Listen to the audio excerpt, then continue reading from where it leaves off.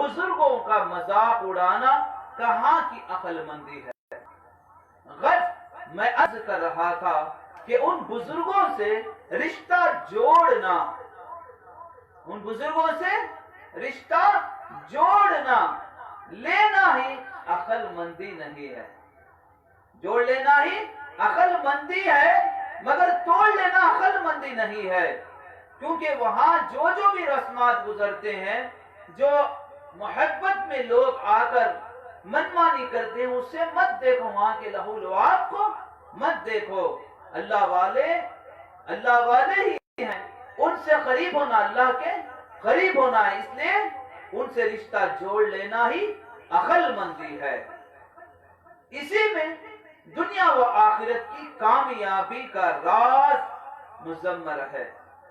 ان سے عداوت اور دشمنی بالکل نازیبا حرکت ہے۔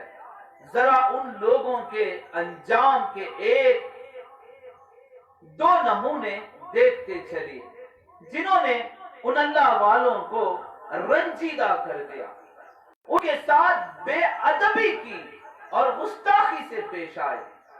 حضرات اکرام، تاریخ کی کتابوں میں لکھا گیا ہے کہ ایک بزرگ کسی راستے سے گزر رہے تھے۔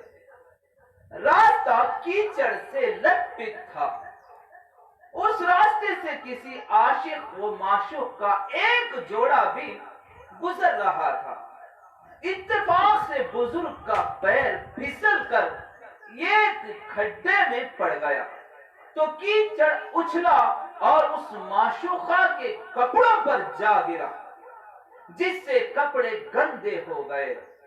یہ عاشق سے دیکھا نہ گیا، غصے سے لال پیلا ہو گیا، آگے بڑھا اور بزرگ کے گال پر ایک تماچا، اللہ اکبر، ایک تماچا رسید کر دیا۔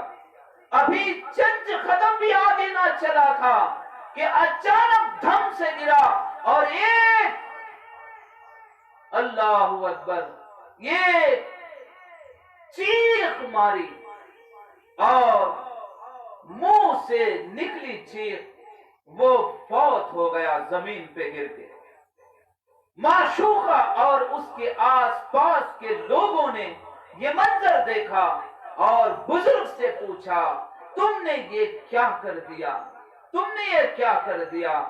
اس پر بزرگ نے کہا، اس معشوقہ کے عاشق نے مجھے مارا تو میرے عاشق نے اسے مار دیا۔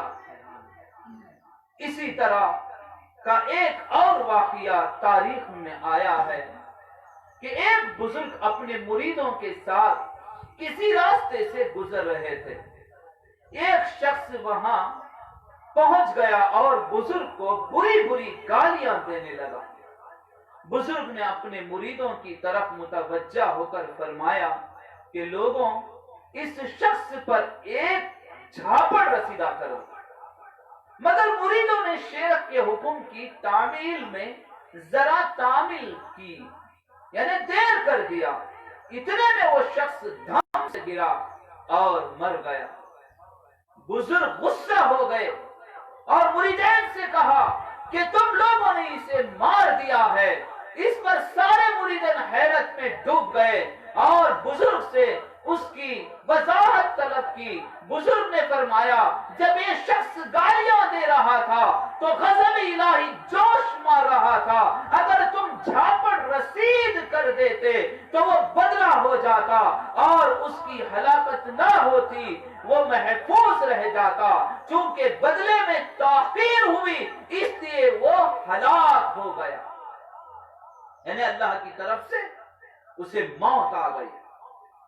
دیکھ لیا آپ نے ان اللہ والوں سے عداوت کا کس قدر عبرتناک انجام ہوا۔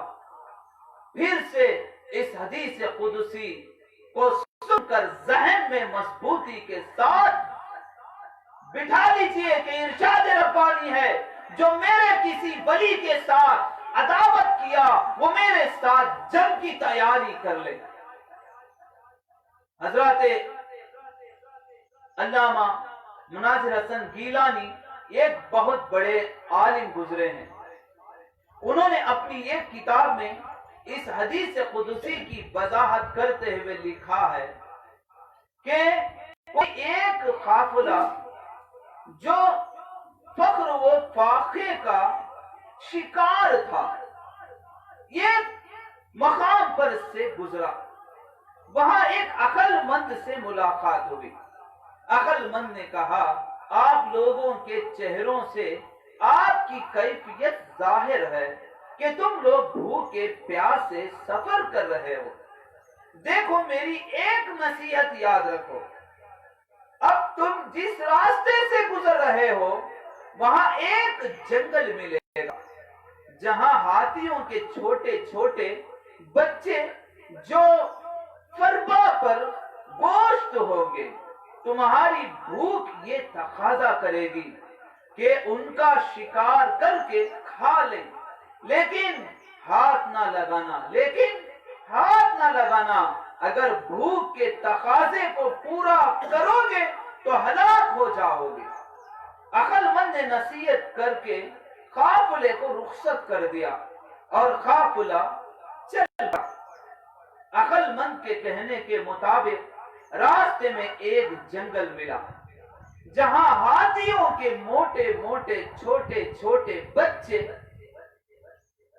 اللہ اکبر، موٹے موٹے چھوٹے چھوٹے بچے کھیل رہے تھے۔ اہل قافلے کا جی بھرا، جب جی بھر آیا تو انہوں نے عقل مند کی نصیحت کو پسے پشت ڈالا اور ایک ہاتھی کے بچے کا شکار کیا اور گوشت بھون کر خوب سیر ہو کر کھا لیا، مگر ایک شخص کو عقل مند کی نصیحت روکے رہی، اس نے ہاتھ لگانا تک گوارا نہ کیا۔ جب لوگ کھا پی کر فارغ ہوئے تو لازمی طور پر ان لوگوں پر نیند کا غلبہ ہوا، سب کے سب ایک درخت کے ساتھ تلے دراز ہو گئے، یعنی وہاں سو گئے۔ وہ ایک ہی شخص جو عقل مند کی نصیحت پر کار بند رہا، اس کو بھوک سے نیند نہیں آئی، وہ ایسے ہی لیٹا رہا۔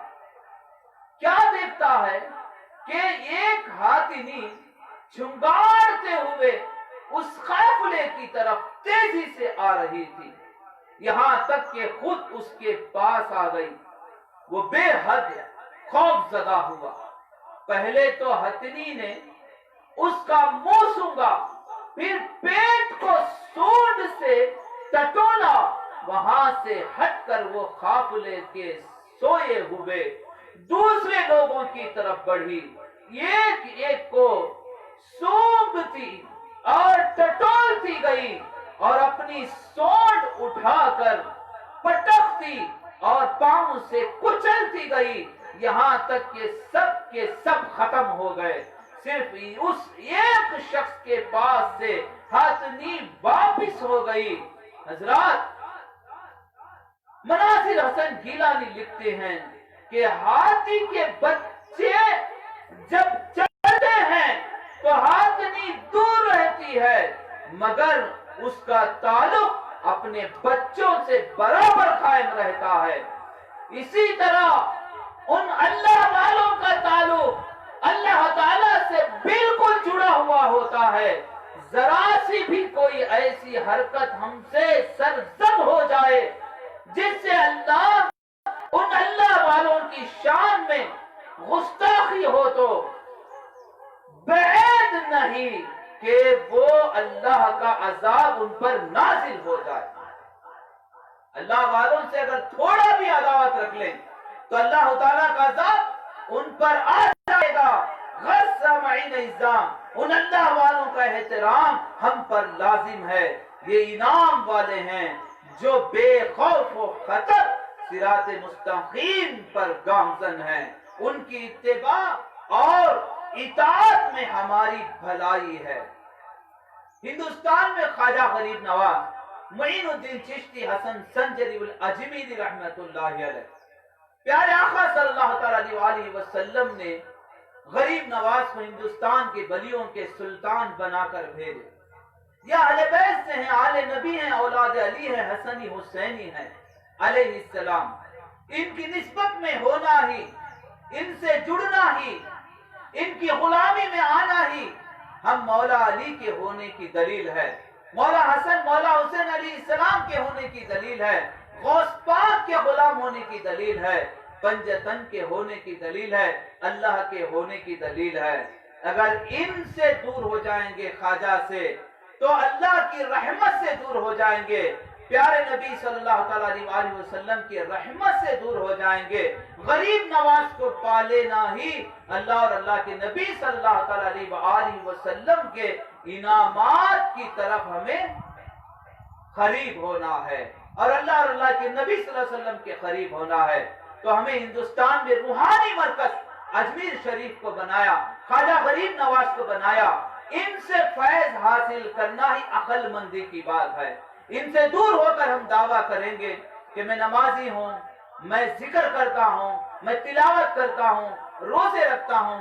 عبادت ایک طرف دوستوں، ساتھیوں، عبادت ایک طرف، عبادت کسی کو معاف نہیں، مگر اللہ کے نبی صلی اللہ علیہ وسلم نے فرمایا انی تارک فیکم الثقلین، میں تمہارے اندر دو بھاری چیزیں چھوڑ کر جا رہا ہوں. ما ان تمسکتم بہما لن تضلوا من بعدہ، اگر تم ان دونوں کو تھام لو گے کبھی گمراہ نہ ہوں گے. صرف قرآن ہے، عبادت ہے، ہم بچ نہیں سکتے. اس کے ساتھ اللہ کے نبی صلی اللہ علیہ وسلم نے فرمایا دو بھاری چیزیں میں چھوڑ کر جا رہا ہوں، ان کو تھام لو. ایک کیا ہے؟ احدہما کتاب اللہ، ایک اللہ کا قرآن. اس کے ساتھ وَعِتْرَتِهِ وَأَهْلِ بَيْتِهِ، میری اہل بیت کے ساتھ عطرت کرو، ان کی نسبت میں ایسے رہو. اگر ان سے جدا ہو گئے جس طرح مچھلی پانی سے جدا ہو گئی تو تڑپتی ہے، ایسی محبت رکھو اہل بیت سے. یعنی مولا حسن مولا حسین علیہ السلام سے، امام مولا علی مشکل کشا علیہ السلام سے، ماں خاتون جنت سلام اللہ علیہا کی نسبت میں، اہل بیت کی نسبت میں، غوث پاک کی نسبت میں، غریب نواز کی محبت میں ایسی زندگی کرو. ان سے جدائی جس طرح پانی سے مچھلی جدا ہو کر تڑپتی ہے ایسا تڑپنے لگو. صرف قرآن ہے، قرآن والا عمل ہے، ہم کامیاب ہو جائیں گے، یہ ہماری غلط فہمی ہے. اس لیے آقا صلی اللہ علیہ وسلم نے فرمایا اہل بیت کا فی سفینۃ نوح، میری اہل بیت نوح علیہ السلام کی کشتی کی طرح ہے. اگر اس کشتی سے اتر جاؤ گے تو ہم کامیاب نہیں ہوں گے. یہ ہمیں پیارے آقا صلی اللہ تعالیٰ علیہ وسلم کا پیغام ہے. اللہ والوں کے آگے ادب سے پیش آیا کرو. غریب نواز، غوث پاک رحمت اللہ علیہ، بابا فرید گنج شکر رحمت اللہ علیہ، نظام الدین اولیاء رحمت اللہ علیہ، ہمارے ادھر دکن کے شہنشاہ خواجہ بندے نواز گیسو دراز رحمت اللہ علیہ. ہر ولی کا ادب کریں، ہر کامل مرشد کا ادب کریں، ہر شخص کا ادب کریں، کیونکہ اللہ پاک کس کس بندے میں کیا کیا راز چھپایا ہوا ہے کسی کو پتا نہیں. ہمیں تو چاہیے ہر بزرگ کی عزت کریں، کسی کے اندر عیب نہ دیکھیں، اللہ والوں کی نسبت میں ان کی بارگاہوں میں خوب خدمت کریں، غلامی کریں، کیونکہ ان کی ایک نگاہ کرم ہماری زندگیاں سوار دیتی ہے. اس لیے مولانا روم فرمائے ایک زمانہ صحبت با اولیاء بہتر از 100 سال طاعت بیریا، ایک زمانہ اللہ والوں کی صحبت کا 100 سال کی عبادت سے بڑھ کر ہے. غریب نواز کی بارگاہ میں، خواجہ معین الدین چشتی رحمت اللہ علیہ کی بارگاہ میں چور گیا چرانے کی نیت سے، خواجہ غریب نواز سے مصافحہ کیا.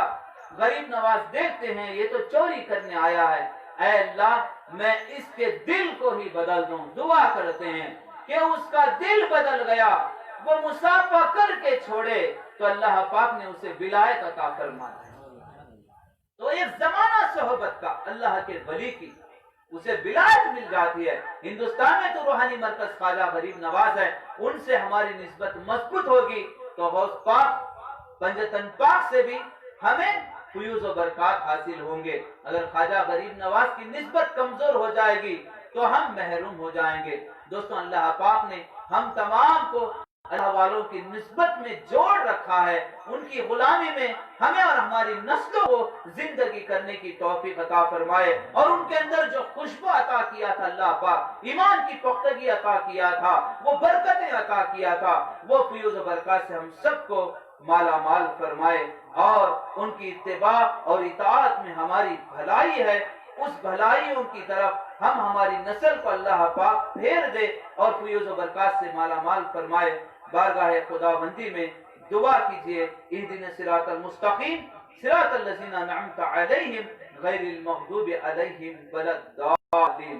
باقر الدعوانا الحمد للہ رب العالمین۔ بارک اللہ لی ولکم بالقرآن العظیم ونفعنا بالآیات والذکر الحکیم، انہ تعالی جواد کریم ملک برعوف رحیم ورب